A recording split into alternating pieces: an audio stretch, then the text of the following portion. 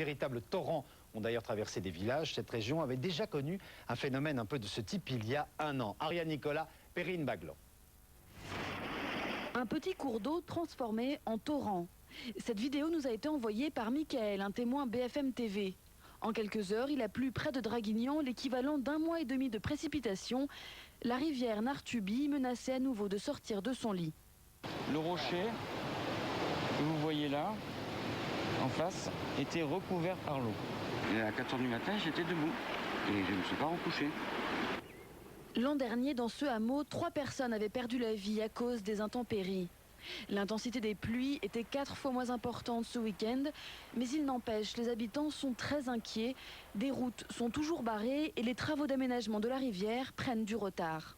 Depuis les inondations de l'année passée, on s'est battu pour qu'ils fassent quelque chose dans la rivière, qu'ils nettoient, mais en fait, ils n'ont pas fait plus que ça, quoi. Pour être tranquille, ces habitants voudraient que l'on creuse en profondeur le lit de la rivière afin d'éviter qu'elle ne déborde à nouveau.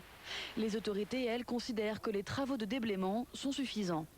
La rivière ne transporte plus de déchets organiques, elle transporte simplement du bois. S'ils veulent que ça soit plus propre, ils nettoient déjà chez eux.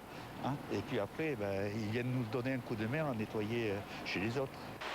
Une prochaine phase de déblaiement devrait avoir lieu à la mi-septembre. Ce week-end en tout cas, les orages ont provoqué à Rebouillon plus de peur que de mal. Image dans les Bouches du Rhône, à la frontière avec le Vaucluse, orage particulièrement violent, accompagné de grêle. Image que vous pouvez poster, vous le savez.